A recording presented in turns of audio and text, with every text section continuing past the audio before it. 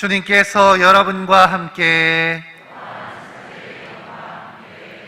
요한이 전한 거룩한 복음입니다. 그날 곧 주간 첫날 저녁이 되자 제자들은 유다인들이 두려워 문을 모두 잠가놓고 있었다. 그런데 예수님께서 오시어 가운데에 서시며 평화가 너희와 함께 하고 그들에게 말씀하셨다. 이렇게 말씀하시고 나서 당신의 두 손과 옆구리를 그들에게 보여주셨다. 제자들은 주님을 뵙고 기뻐하였다. 예수님께서 다시 그들에게 이르셨다. 평화가 너희와 함께, 아버지께서 나를 보내신 것처럼 나도 너희를 보낸다. 이렇게 이르시고 나서 그들에게 숨을 불어넣으며 말씀하셨다. 성령을 받아라. 너희가 누구의 죄든지 용서해주면 그가 용서를 받을 것이고 그대로 두면 그대로 남아있을 것이다. 주님의 말씀입니다.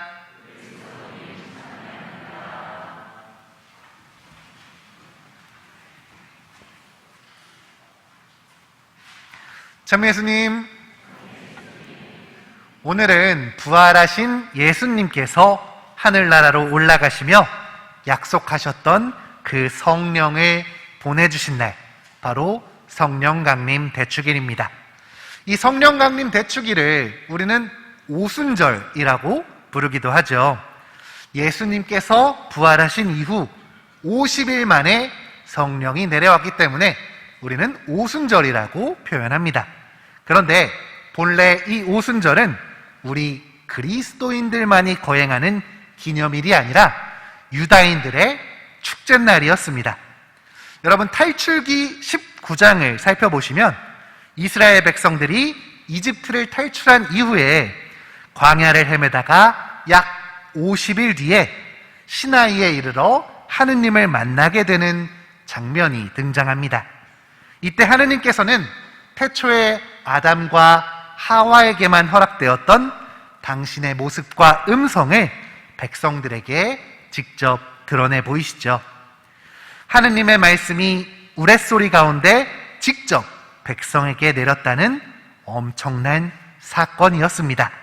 그렇기에 이집트를 탈출한 이후에도 수천 년이 지난 지금까지 유다인들은 하느님의 말씀을 직접 받은 이 오순절을, 일명 주간절을 성대한 축제일로 기념하고 있습니다. 앞서서 유다인들의 오순절에 대해 말씀드린 이유는 그것이 오늘 제자들이 경험했던 성령 강림과 아주 밀접하게 연관되어 있기 때문입니다. 오늘의 제1독서인 사도행전은 이런 이야기를 전하고 있습니다.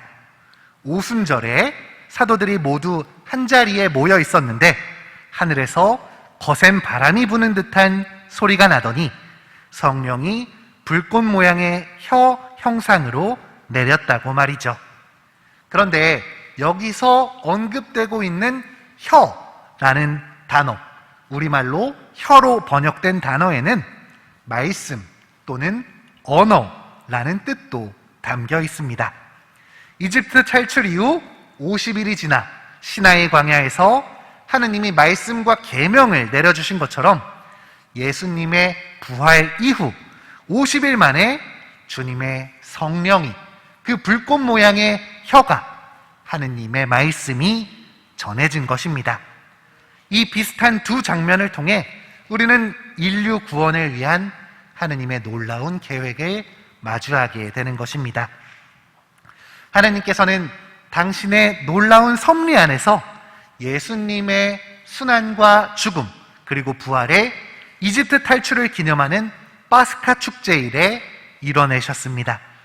뿐만 아니라 주님께서 친히 보내주신 성령은 유다인들이 하느님께 말씀을 받았던 그 순간을 기념하는 오순절에 내리게 되었으니 구원을 위한 하느님의 위대한 계획은 오랜 시간이 지나도 결코 바르지 않고 끝끝내 완성된다는 것을 이 장면이 드러내고 있는 것입니다.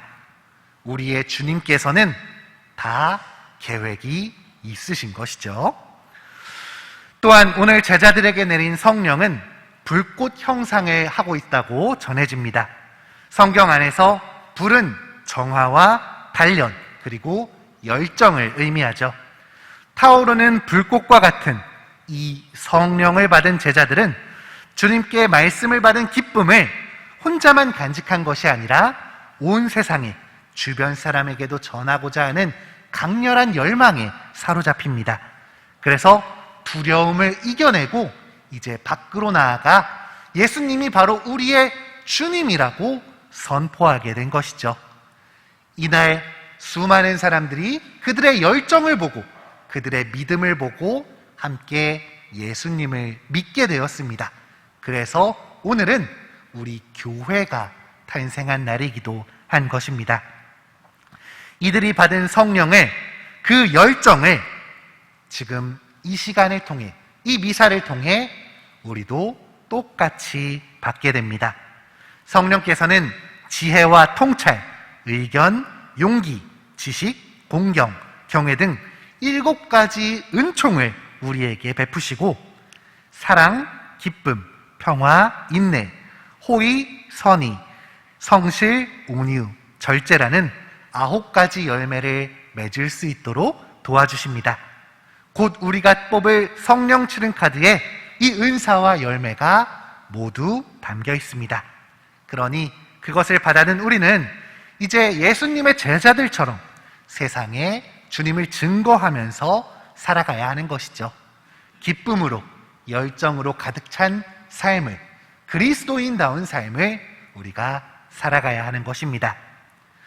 주님께서 우리가 은총과 평화 속에서 기쁘게 살아가기를 바라며 오늘 성령을 보내주셨습니다.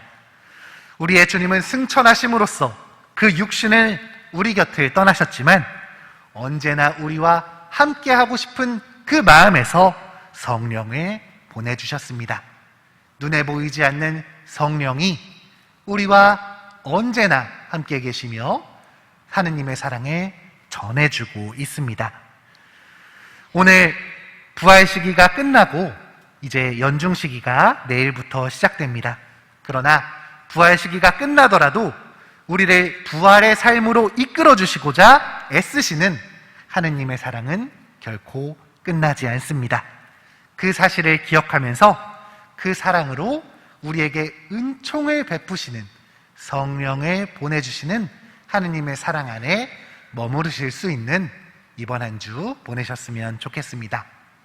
이제 봉헌 시간에 우리는 나와 성령 칠은 카드를 뽑게 되죠.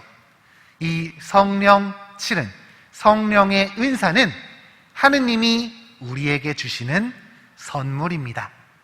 그 선물은 내가 골라 잡을 수 있는 게 아니라 그분께서 온전히 주시는 것이겠죠.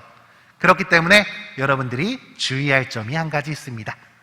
뽑을 때 여러 개 뽑고 한 가지만 고르면 된다, 안 된다? 안 된다는 거 기억하셨으면 좋겠고요. 지금 내가 뽑은 게 바로 하느님께서 나에게 필요하다고 주시는 선물이라는 것을 한 번 더 기억하면서 가족들이랑 바꾸려고 하지 마시고, 미사 여러 번 나오셔서 마음에 드는 거 나올 때까지 뽑지 마시고, 지금 이게 바로 나에게 가장 필요한 것이며 이 열매를 주님께서 맺기를 원하고 계시구나 라는 것을 꼭 기억하셨으면 좋겠습니다. 그리고 여기에는 은사와 열매가 다 적혀 있는데 이 열매를 우리가 온전히 맺으려면 은사가 무엇인지를 잘 기억해야겠죠. 그렇기 때문에 오늘 뽑은 이 성령 칠은 카드를 어디 구석에다가 집어 내팽겨치는 게 아니라 잘 보이는 곳에 놔두시거나 지갑에 꽂아놓고 책에 꽂아놓고 자주 살펴보셨으면 좋겠습니다. 이 은사가 나를 주님의 사람으로 만들어준다고, 그리고 이 은사로 내가 이 열매를 맺어야 된다고 기억하시는 이번 한 주 보내셨으면 좋겠습니다.